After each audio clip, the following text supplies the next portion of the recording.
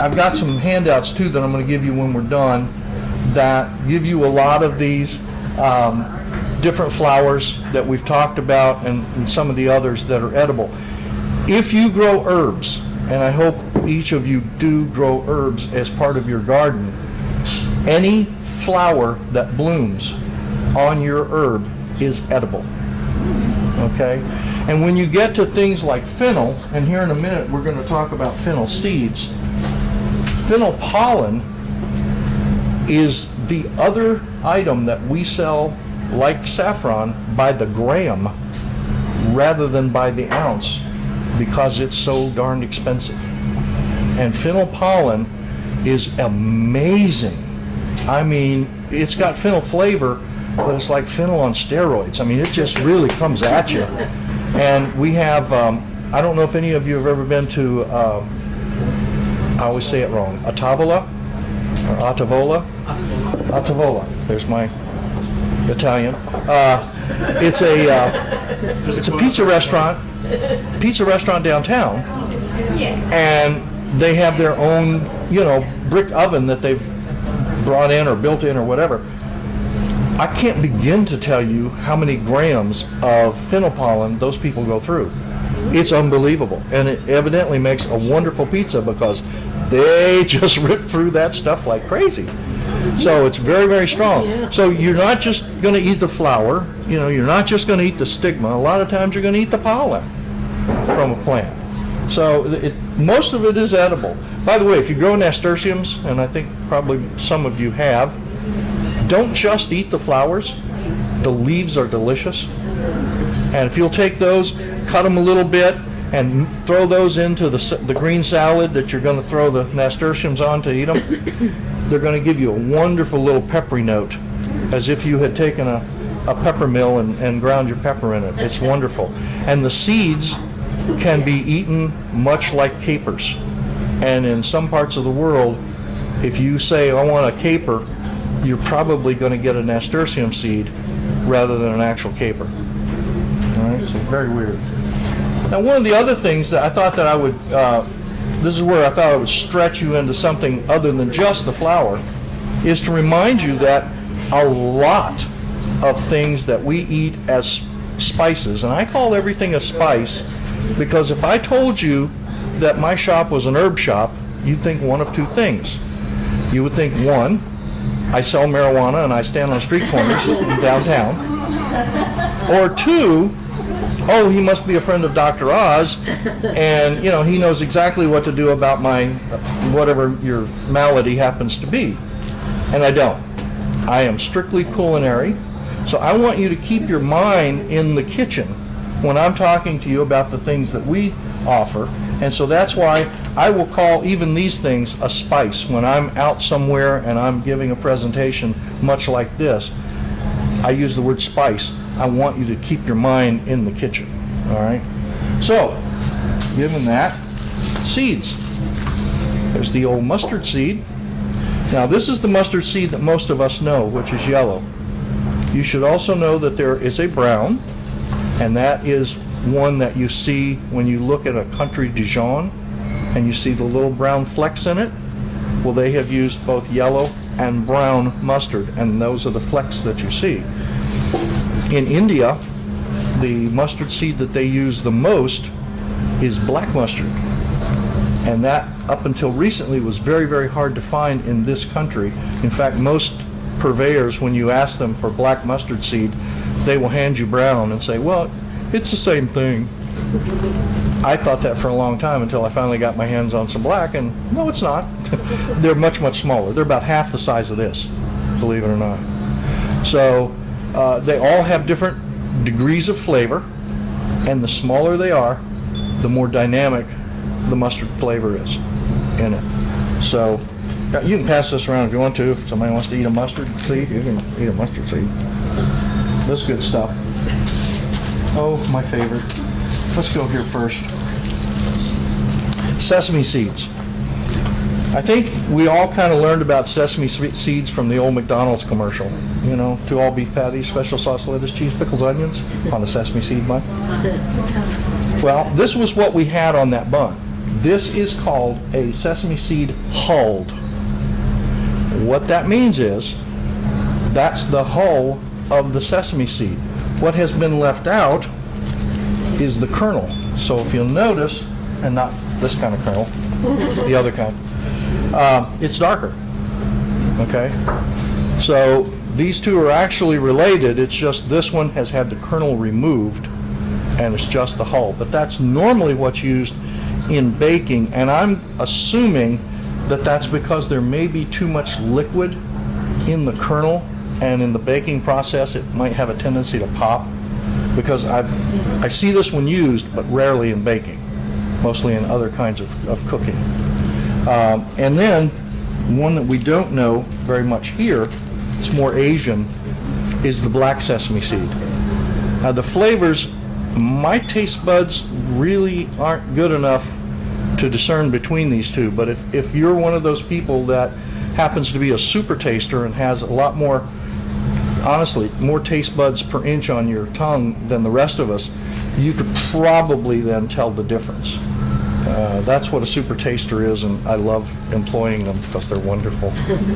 I can hand them things and say, "What's this?" and they know. It's great.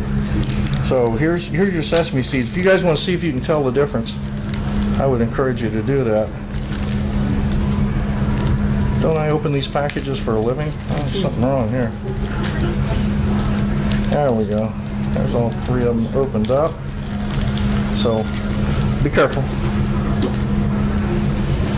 Now this one, I'm going to show you Grains of Paradise. Oh, what has that boy got mixed up for me? Has anybody ever heard of Grains of Paradise? Okay. It spent hundreds of years on European tables. Why? Because it was easier to get and cheaper than Piper nigrum. Now, Piper nigrum is a black peppercorn. Okay? That's the Latin name for a black peppercorn.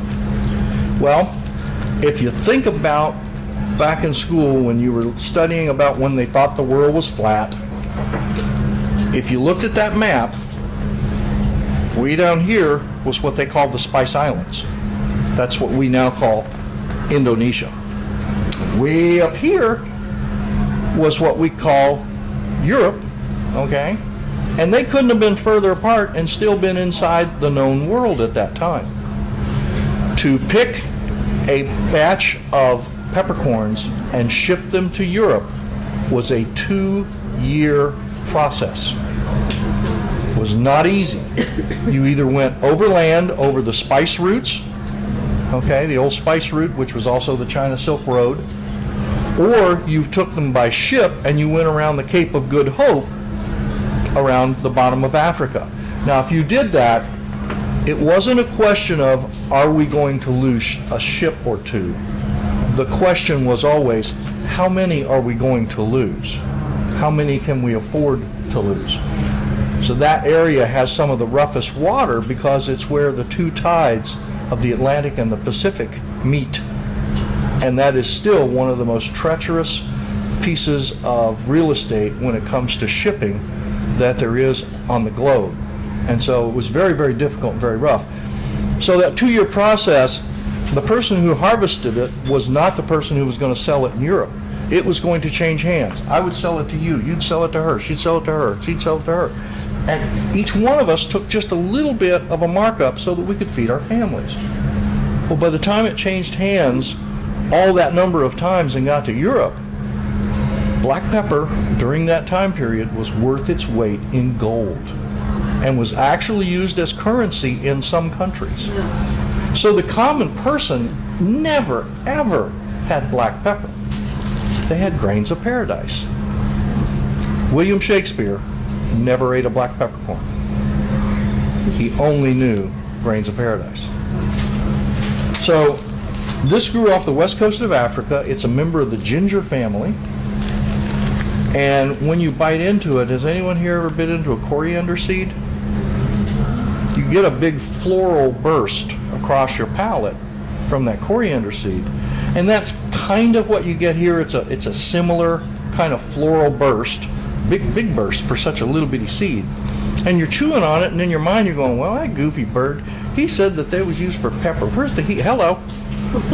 And the heat sneaks up on you. It comes up from behind, and then it merges with the floral. And it's actually a very, very delightful flavor. And I would encourage you, any of you that are brave enough to try it. It's not a heat like a chili pepper. It's not that kind of heat. It's I think a little more subtle than a black pepper, a peppercorn. But I would encourage you to try it. Ironically, I tried for over 3 years to get this for my store because a lot of my chefs knew it, and they're like, "Oh, come on, Colonel, I gotta have it, I gotta have it." Couldn't get it. Well, there's this crazy beer company in Boston called the Boston Beer Company, Sam Adams. They decided that this would be just a grand and glorious thing to put in their summer ale. And as soon as they did, they were big enough to pull the supply chain into this country. Now, all of a sudden, every supplier I'd ever called was calling me. "Hey, you still need Grains of Paradise?" "No, thanks. I'm good now." Oftentimes it's weird little flukes like that that will allow me to get things that otherwise were almost impossible to receive. So this is a Grain of Paradise. It's one of the most wonderful things. And this summer, as soon as Sam Adams comes out with their summer ale, pick up a can, look on the side, and you will find Grains of Paradise listed as one of the ingredients. A lot of the beer companies will come to us for their supplies and for their spices to go in their beer. We work with Sam Adams. We don't supply them with all their stuff, but we do work with them. And then also there's Rivertown Brewery, which is a local group, and we consult with them. I mean, they'll actually come in and say, "Oh, we're going to do..." Someone's acting up in the audience. They'll say, "Hey, we're going to come out with a new brew," and they'll actually work with us, and we'll try all these florals and the grains and all the different things to make that happen. Now, what is a delayed reaction? Okay, I'm missing your cousin here, but okay. So currently, the Grains of Paradise do you put those in a pepper mill? You can't. Yeah, you use them just like pepper. So if your recipe called for whole peppercorns, you would throw these in whole. Okay. If it wanted cracked peppercorn, then you would put it in a mortar and pestle, crack it up, and put it in there. I keep a separate grinder just for the peppercorns. Now I have my pointer. Now we could have looked at where Indonesia was. Whew. I tell you, me and Staples, I like that. This is a caraway seed, and I always thought of caraway seeds as being rather unique. It's in Cincinnati, very German, and so usually around the New Year and around big German holidays, I can't keep this in. What I didn't realize for the longest time was that its cousin is a little rascal called cumin. And so cumin seeds are cousins to caraway seeds, and in some cultures they're interchangeable, but I don't think they taste very much alike, although they are both very aromatic. But if you're ever out of cumin, you can use caraway as a replacement, and vice versa. It's just going to be a slightly different flavor. It's not going to be like grandma's. You know. Now, here, we talked about fennel a while ago, and I've got some fennel seeds here, and this is just wonderful. This is the way a lot of cultures get their licorice flavor. Now, I don't know what it is about licorice, but in the Asian countries, they use star anise. In some of the Mediterranean countries, they use just anise, which is a small seed. It's not from the same plant. And yet others in Europe will use fennel. And honestly, if you eat sausage and someone tells you it's Italian sausage, if it doesn't have any fennel in it, they're lying. because you just cannot have Italian sausage without fennel. And to me, it's a wonderful thing, but then I like licorice. So you have to like licorice to like fennel.